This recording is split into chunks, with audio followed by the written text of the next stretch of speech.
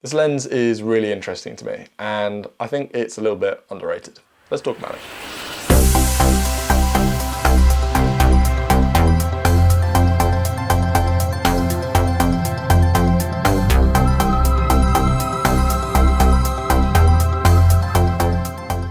Obviously, the 24-70 has such a strong reputation because it covers so many of those key focal lengths that we use all of the time. And it's one of those lenses that you can pretty much cover any type of event with and not have to worry about changing lenses, which obviously makes a huge difference to convenience and also price because it covers you in so many situations. Now, I started to feel that my work was lacking some of those middle areas, some of those focal ranges between 20 and 85. So I decided that it was finally time to pick up one of those mid-range zooms. And while I was comparing the different options, I came across this, the 24-50 f2.8 from Sony. And then I saw the size of it. It's so small. It's so much smaller than a 24-70. And that has got to be one of my favorite things about it. It's about the same size as my 85mm f1.8 and the 20mm f1.8 that I'm using to film this video, which I've used for a very long time, but also means that this set of three lenses is ultra compact.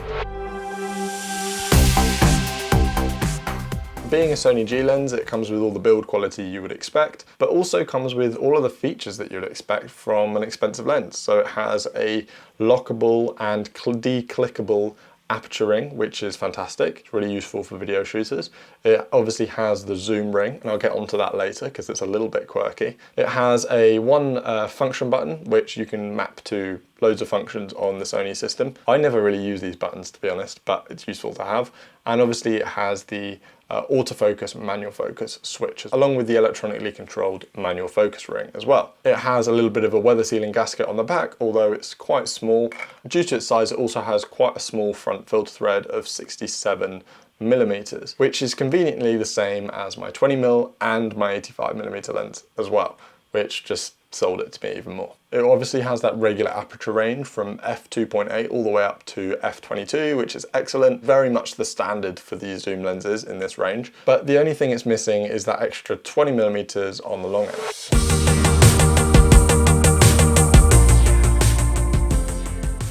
But in the era of social media and the type of work that I'm typically doing, I don't find myself using that 70mm range a lot. So when I saw this, I thought to myself, actually, it's probably the range I use the least, and I could definitely sacrifice it in order to gain the tiny size and weight.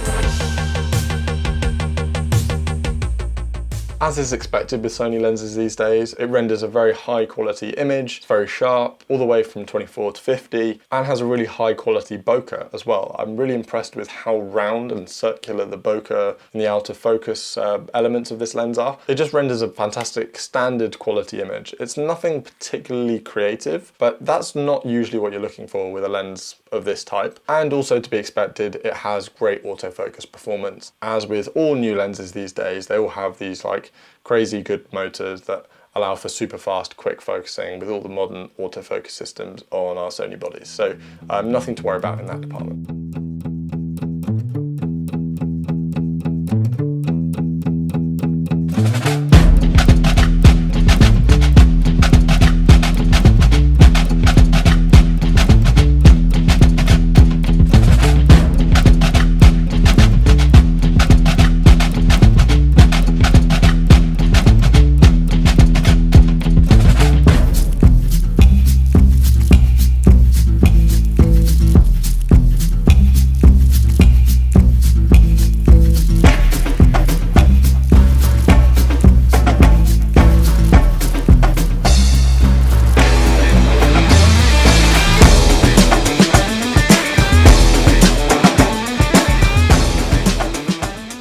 This lens does have some funny little quirks, and one of them is that it starts at 50mm when the lens is compressed, and it extends when rotated to 24. Now, this does play on your head a little bit when you first start using this lens, because we've been trained for such a long time that when you rotate the lens, the barrel extends and you zoom in. The first few times you use it, you do get a little bit confused, but you very quickly get used to it. And I also use a Sigma 70-200, which has an inverted zoom compared to the Sony zooms. So it's actually something that's really easy to remember because you kind of get used to it. The second sort of quirk of this lens is that it flares quite a lot. When I said it didn't have a lot of character, in terms of the general image, it's pretty sort of standard. It doesn't have a particular crazy characterful look, but when it comes to flaring, it flares quite a lot actually. It's something I quite like using in my motorsport videos, a little flare coming off a building or through some trees, but this lens does flare a particularly large amount. So if that's something that doesn't quite work for you, that's something to keep in mind if you need that completely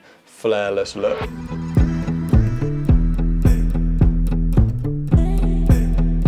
Okay, there are a few things that I've already noticed that I don't love about this lens. First of all, the manual focus throw is incredibly sensitive. I'm not quite sure how many degrees it is, especially when you're shooting at shallow apertures like f2.8 or f4, and your movements have to be really, really small. And that can sometimes be a little bit difficult when you're in fast-paced situations. So nailing your focus manually can be difficult. Obviously, it has a great autofocus system, so it's not a situation you run into too much, but if that is one of your preferred styles of shooting, I wouldn't necessarily recommend this lens for lots of manual focus work because it does just has a very fine margin basically. Now with a smaller and lighter lens, typically you will get a little bit more shake. I do think that that is valid. I wouldn't be able to put like a parameter on it to say it's this much more than 24-70, but I do think I've noticed it a little bit more. So it's just something to keep in mind. You may need to add a little bit more stabilization in post, but if you use the stabilization in body, then it's probably going to be fine. And it's definitely by no means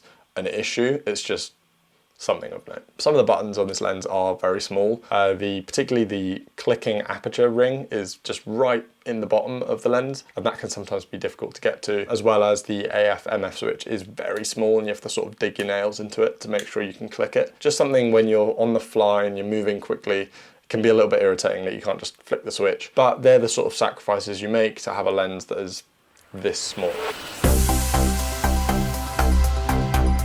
This is my new sort of do-it-all lens. I think it's fantastic. Got that little bit of a quirk with its silly zoom, and I think should be the mid-range zoom choice of most people, to be honest, because it's so much smaller than a 24-70, and therefore you're more likely to take your camera out and use it. I think it'd be great for travel and street photography because you're just so much more inconspicuous. A fantastic bit of kit, something I've really enjoyed using. It's also not overly expensive when compared to some of those other 24-70s. I think it's priced pretty competitively. I picked my one up secondhand, which is what I would personally recommend from a reliable retailer. So I finally bought a 24-70, kind of, and yeah, been loving it. I hope you found this video useful. If you did, make sure you leave a like and subscribe if you want to see more videos just like this one. Thank you so much for watching, and I'll see you next time.